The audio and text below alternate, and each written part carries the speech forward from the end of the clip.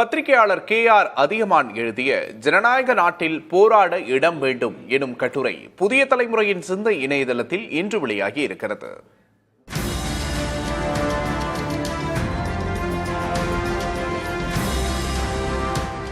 ஜனநாயகத்தில் அமைதியான முறையில் போராட்டங்கள் நடத்துவது அடிப்படை உரிமை என்றும் அதற்கு தமிழ்நாடு அரசு அனுமதி மறுப்பது கண்டனத்திற்குரியது என்றும் KR அதியமான் எழுதிய இக்கட்டுரை சுட்டிக்காட்டுகிறது.